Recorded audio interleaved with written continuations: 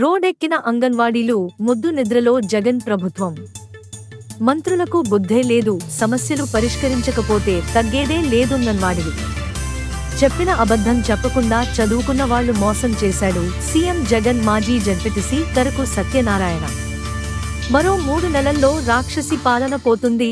నందిపల్లి వెంకటరమణ. నాతవరం మండలంలో అంగన్వాడీలు 22వ రోజు ధర్నా కార్యక్రమంలో యూనియన్ లీడర్ ఆర్వి సత్యవేణి మాట్లాడుతూ 26,000 రూపాయల కనీస వేతనం ఇవ్వాలని, అంగన్వాడీలను ప్రభుత్వ ఉద్యోగులుగా గుర్తించాలని 22 రోజులుగా సమ్మె చేస్తున్న ఈ ప్రభుత్వం ముద్దు నిద్రలో ఉందని, సమస్యలు చెప్పుకోవడానికి మాకు ఉన్నటువంటి మంత్రులు బొత్స, ఉషా, శ్రీచరణ్ మంత్రులకు సిగ్గు లేదని, అదే మా దౌర్భాగ్యం అని ఆమె ఆవేదన వ్యక్తం చేశారు. అంగన్వాడీల ధర్నాకు సంఘీభావంగా మాజీ జడ్పీటీసీ అనకాపల్లి పార్లమెంటరీ పార్టీ అధ్యక్షుడు కరక సత్యనారాయణ మాట్లాడుతూ, గత ఎన్నికల్లో చెప్పిన అబద్ధం చెప్పకుండా రాష్ట్రం మొత్తం తిరిగి చాలా అబద్ధాలు చెప్పి మోసం చేశారని, గత ప్రభుత్వంలో పాలిచ్చే ఆవును మానేసి తన్నే దున్నపోతుని తెచ్చుకున్నారని, రానున్న రోజుల్లో అంగన్వాడీలకు చంద్రబాబుతోనే మంచి జరుగుతుందని ఆయన తెలిపారు. ఈ కార్యక్రమంలో మండల పార్టీ అధ్యక్షుడు నందిపల్లి వెంకటరమణ మాట్లాడుతూ, మరో 3 నెలల్లో ఈ రాక్షసి పాలన పోతుందని, అందరికీ మంచి జరుగుతుందని జగన్ మనసు మారి మీకు న్యాయం చేయాలని ఆ వెంకటేశ్వర స్వామి కోరుకుంటున్నాను ఆయన తెలిపారు. ఈ కార్యక్రమంలో మాజీ ఎంపీపీలు సింగంపల్లి సన్యాసి దేవుడు, పారుపల్లి కొండబాబు, నేతల విజయ్ కుమార్, తెలుగు యువత అధ్యక్షుడు శెట్టి లోవ, సీతారాం, దేవాడ దొరబాబు, అంగన్వాడీ యూనియన్ నాయకులు R V Satyaveni, S Padmajakumari, P Mahatayi, C H S Bhramaramba, M Satyavathi, M Appalanarasa, L Chandra, Golugonda, Nathavaram మండలం అంగన్వాడీ ఉద్యోగులు పాల్గొన్నారు. విచిత్రమైన పరిస్థితి ఏముందంటే, మంత్రివర్గ ఉపసంఘం మాట్లాడుద్ది అంటాడు, అక్కడ ఎవడో ఉండడు, బొత్స సత్యబాబు ఒకడే మంత్రి ఉంటాడు. అతను వచ్చి నేను 11 డిమాండ్స్ ఇచ్చారండి, 10 అమలు చేసేసాను, 1 అమలు చేయలేదు, జీతాలు తప్ప మిగతా అన్నీ చేశాం. మరి గ్రాట్యుటీ ఇలా డిమాండ్ కదా, ఇలాగా ఉండాలి. ఇవన్నీ కూడా ఎక్కడా కూడా లేదు, వాళ్ళకి పెత్తనం లేదు. వాస్తవానికి సిఎస్ వస్తాడు, సకల శాఖ మంత్రి అలాగని సజ్జల రామకృష్ణారెడ్డి వస్తాడు, డిస్కషనే లేదు. ప్రజాస్వామ్యం అంటే అదే అనేక రకాలైనటువంటి మంది ప్రజలు, ఆర్గనైజేషన్స్ ఉంటాయి, వాళ్ళతో మాట్లాడితే వాస్తవ పరిస్థితి తెలుస్తుంది. మీరు ధైర్యంగా వచ్చారు. వాస్తవానికి మాకందరికీ కూడా సర్వీస్లో ఉన్న వాళ్ళకి, రిటైర్ అయిన వాళ్ళకి, ఉపాధ్యాయులకి, వీళ్ళందరినీ కూడా చేసి రేపు 7-8 తారీఖుల్లో వాళ్ళు కూడా రోడ్ల మీద. మనకి కాంట్రాక్ట్ ఉద్యోగులకి అనేక రకాల మాటలు చెప్పాడు, అవుట్సోర్సింగ్ వాళ్ళకి అనేక రకాలైన మాటలు చెప్పాడు. అంటే ఇతను చదువుకున్న వాళ్ళే ఎక్కువ మోసం చేశాడు. మనందరం ఎంతో కొంత ఒక స్థాయిలో డిగ్రీల దగ్గర నుంచి పోస్ట్ గ్రాడ్యుయేషన్ దాకా చదువుకొని ఉద్యోగాలు చేస్తున్నటువంటి జనాల్ని దారుణంగా మోసం చేయడమే కాకుండా హింసించేటువంటి పరిస్థితి ఉంది. ఇవాళకి టాక్స్కి పిల్లలేదు. వారం రోజుల క్రితం మొదలెట్టినటువంటి మున్సిపల్ కార్మికులని మాట్లాడుతున్నాడు, అది మంచిదే కాదని అన్నాం. అందులోనే వీళ్ళు కూడా భాగస్వాములు. వీళ్ళు కూడా సాధారణంగా మేము చెప్పేవాళ్ళం, గత ప్రభుత్వంలో మేము అంగన్వాడీ దగ్గర నుంచి విద్యా సంస్థలు, యూనివర్సిటీల దాకా కూడా ప్రభుత్వం సహాయం చేస్తుంది. అంటే బేసికల్గా ఫౌండేషన్ వేసేటువంటి వ్యవస్థ అంగన్వాడీ వ్యవస్థ. 26,000 రూపాయలు పద్ధతి. ఎందుకంటే వాలంటీర్ వ్యవస్థ, ఒక పెన్షన్ ఇచ్చినందుకు ఆడికి 5,000 సుమారు ఇస్తున్నారు. వాలంటీర్లకి ఒక్కొక్క ఊరికి 34 మంది వాలంటీర్లు ఉన్నారు. వాళ్ళు చేసేదేంటి, ఫస్ట్ తారీఖు పెన్షన్ ఇవ్వడానికి వాళ్ళకి తప్ప ఇంకే పని లేదు. వాళ్ళకి ఓట్లు వేసుకోవడం, సమాధానం చెప్పడం తప్ప వాళ్ళకి 5,000 రూపాయలు వేస్ట్కి ఇస్తున్నాడు.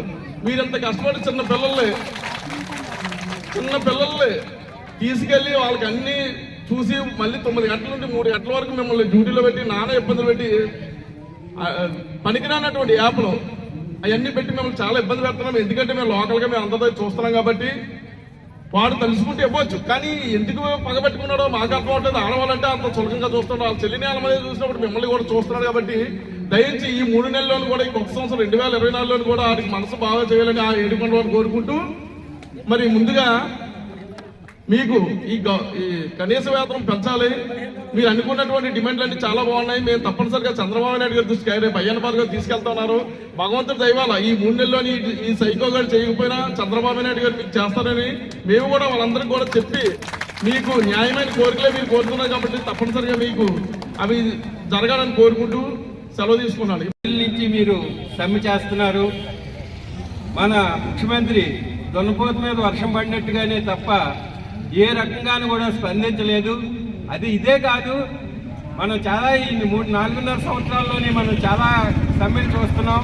ముఖ్యంగా మీరు ఉదాహరణకి మన రైతులు 43,000 ఎకరాలు ఇచ్చిన రైతులు దీక్ష చేస్తామంటే సంవత్సరాలు 2-3 సంవత్సరాల నుంచి వాళ్ళు కంటిన్యూ చేస్తామంటే కనీసం ఏ ముఖ్యమంత్రి అయినా కనీసం వెనకాతలున్న మంత్రిని కానీ అక్కడ ఉన్న ఎమ్మెల్యేలు కానీ ఎవరినైనా సరే పంపించి వాళ్ళ సమస్యలు ఏంటో తెలుసుకునే బాధ్యత ఇంతకుముందు పరిపాలించిన ముఖ్యమంత్రులందరికీ కూడా ఉండేది.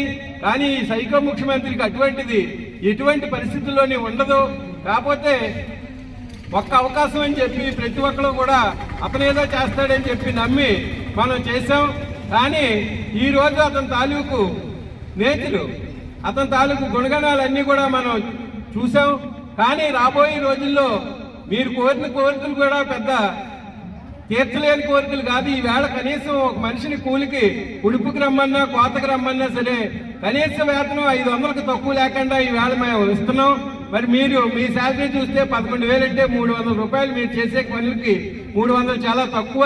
మీ కోరికలన్నీ సమంజసంగా ఉన్నాయి. కాబట్టి రాబోయే రోజుల్లో మన అయ్యన్న పాత్రుడు గారు మొన్నే మాట్లాడారు, రాబోయే రోజుల్లో చంద్రబాబు నాయుడు గారు ముఖ్యమంత్రి అవడం ఖాయం.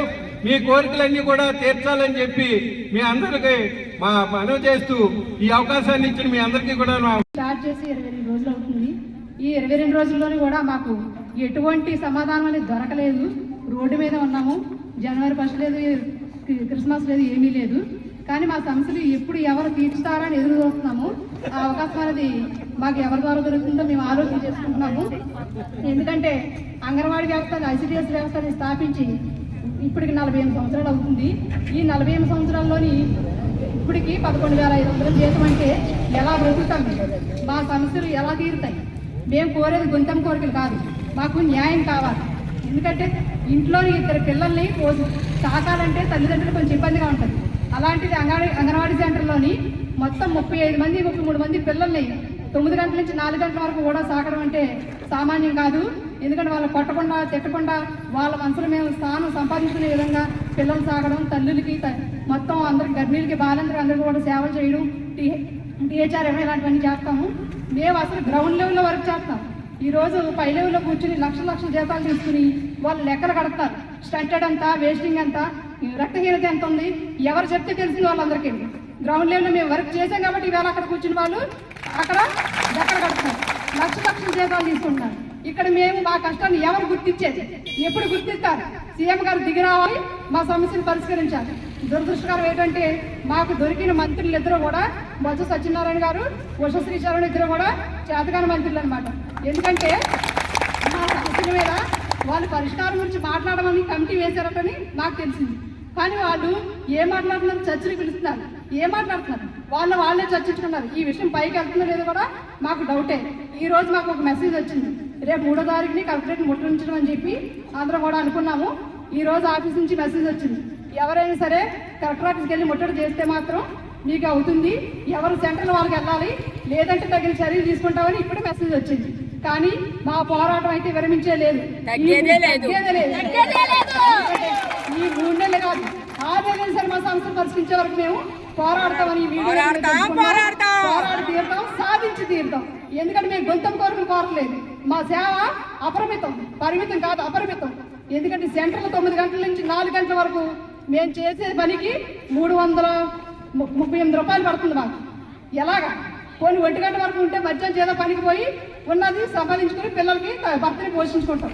ఆ 11,500 మేము ఎలా బ్రతకాలి?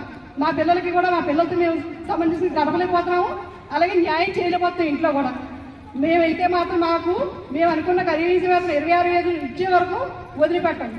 కనీసం తెలంగాణ కానీ 1,000 ఎక్స్ట్రా ఇస్తాను, అలాగనే ఇవ్వండి. అలా ఎంతైనా చేస్తే మేము సంతోషకరంగా రేపు జనవరి సంక్రాంతి పండుగ చేసుకుంటామని ఈ విధంగా మీడియా ద్వారా తెలియజేసుకుంటున్నాను.